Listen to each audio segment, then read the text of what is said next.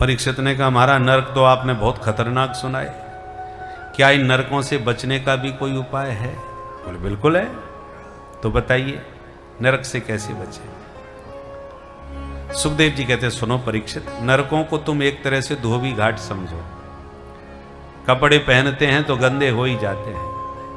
अब दो ही तरीके हैं कि कपड़े अपने हाथ से घर में साबुन लगा के साफ कर लो, और तुम्हें धोने की फुर्सत नहीं है तो फिर दूसरा तरीका है धोबी घाट पर भेज दो, बढ़िया तरीके से धुलाई हो जाएगी। अंतर इतना है कि अपने हाथ से धोगे तो बड़े आराम से कपड़ा धुल जाएगा, और धोबी घाट में जाएगा तो फिर जैसे धुलता है वैसे ही धुलेगा। धोबी धुलाई तो करता है पर कपड़े की धुनाई भी खूब करता है, वो कपड़े पर बिल्कुल दया नहीं करेगा। उसी प्रकार ये शरीर भी वस्त्र है, इसमें पाप का दाग लग जाए तो प्रायश्चित्त का साबुन लगा के आप अपने हाथ से सफा कर लो, और पाप पर पाप करते जाओगे, दाग पर दाग लगाते जाओगे और सफाई नहीं करोगे तो फिर यमराज बैठे हैं डंडा ले करके धोबी घाट बना करके सफाई करने के लिए। पापी पुरुष नरक में जाते हैं, यमराज मार मार करके उनकी अच्छी तरह धुलाई करते हैं, सफाई करते हैं, और फिर शुद्ध करके संसार में भेज देते हैं। परीक्षित हाथ जोड़ के बोले महाराज आप कोई बढ़िया सा साबुन बता दो कि हम घर में ही सफाई कर लें, क्योंकि नरक में तो बहुत खतरनाक दंड मिलते हैं। सुखदेव जी कहते हैं अच्छा तो नोट करो बढ़िया साबुन। केचित् केवलया भक्त्या वासुदेव परायणा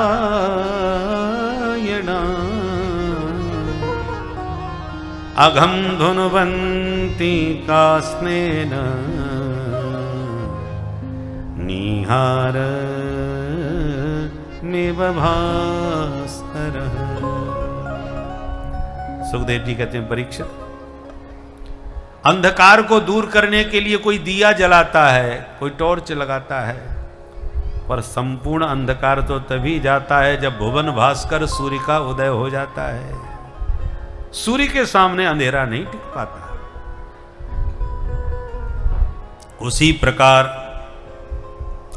पाप के दाग धोने के लिए कोई प्रायश्चित्त का साबुन लगाता है, कोई चांद्रायण व्रत करता है, कोई कृच्छ्रायण व्रत करता है। व्रतोपवास से पाप धुलते हैं। पाप का काम है ताप देना। पाप आपको ताप देता है। बीमार हो गए, अब भुखार में तप रहे हो, आपका पाप है जो तुम्हें ताप दे रहा है। जितना पाप होगा उतना आपको ताप होगा। पाप खत्म ताप खत्म, बुखार उतर गया माने पाप कट गया।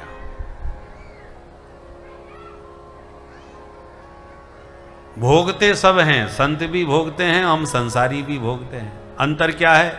हम रो रो के भोगते हैं। बीमार पड़ गए महाराज, अब रो के भोगो तो भी भोगना ही है, पर संत रो के नहीं भोगते, वो हंस के भोगते हैं, क्योंकि जान रहे हैं कि हमने ही पाप किया था तो हम ही उसका फल भोगेंगे। किसान बीज बोते समय सोचता है कि मुझे कौन सी फसल चाहिए,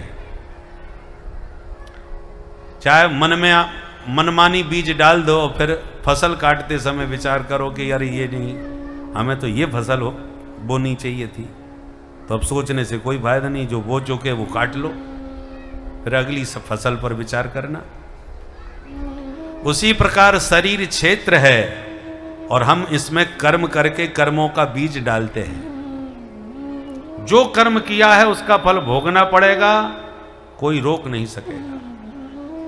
इसलिए संत जब भोगते हैं तो जानते हैं कि हमारा ही कर्म है तो हम ही भोगेंगे, तो मुस्कुरा के प्रसन्नता के साथ भोग लेते हैं। हम लोग रो रो के भोगते हैं। काल ही कर्म ही ईश्वर ही मिथ्या दोष लगाएं। दूसरों को दोष देते हैं, अपने कर्म पर विचार नहीं करते।